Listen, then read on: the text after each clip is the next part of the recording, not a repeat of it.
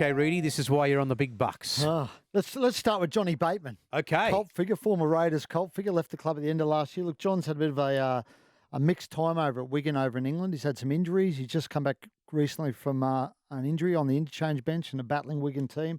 And there's a bit of mail going around. There's a couple of NRL clubs circling Johnny Bateman at the moment. Just keeping an eye on things, potentially with a view to bringing him back to the NRL next year. He's got his partners actually from Australia. I think she's from Canberra. So some mail that she's a bit restless. He might go back there. And, well, I don't think that'll happen. No. He didn't leave you on the best of terms. But, yeah, just a bit of a bit of mail, a bit of a whisper that Johnny Bateman's back in the sights of some NRL clubs. So it's one to keep an eye on over the off-season. I love these English players. They've always got to go home for personal reasons, then they've got to come back for personal reasons.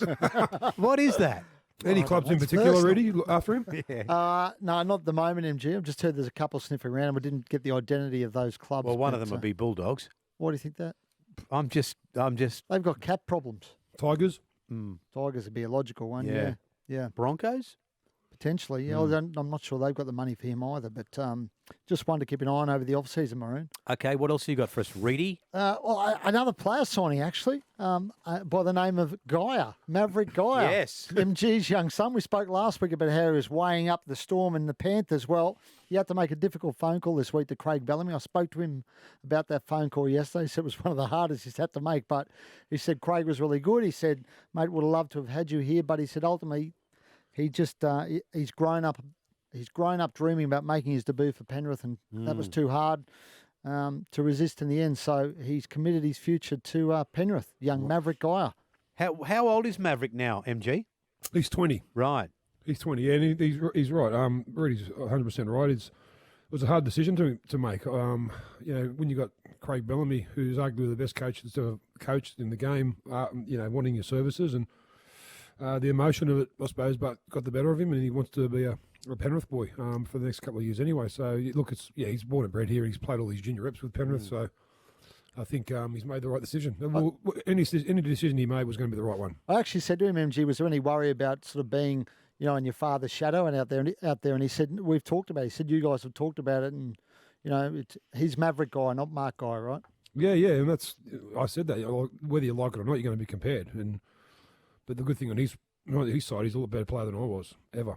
All right. Anything else for us, just Reedy? a little interesting one up at on the Sunshine Coast there at Twin Waters, where a few of the teams are staying. There's actually a scrimmage game going on. So Melbourne and Penrith Melbourne and Newcastle have joined forces. They've put a combined team together. And Manly and Penrith have joined forces and put a combined team together. So the players who haven't been playing a lot, they're actually going to play a full-on game at Twin Waters this afternoon. Proper officials, everything. Rip into each other. Be an interesting chat to talk to one of these players who got sort of caught, and they weren't quite an NRL player yet, and how COVID's been for them the last couple of years. There's some players have had absolutely no football for nearly 2 seasons. They've lost 2 years of development, some of them. And it's really hard for you talk to recruiters now, and they're saying for that tier of player, it's really hard because they're not playing footy. So they can't get a real good gauge on how good they are, really. But I feel for the teenagers, the young kids, the 17, 18-year-olds who've lost 2 years of development, basically. It's not easy just to train and train and train and train when there's no game in the foreseeable future.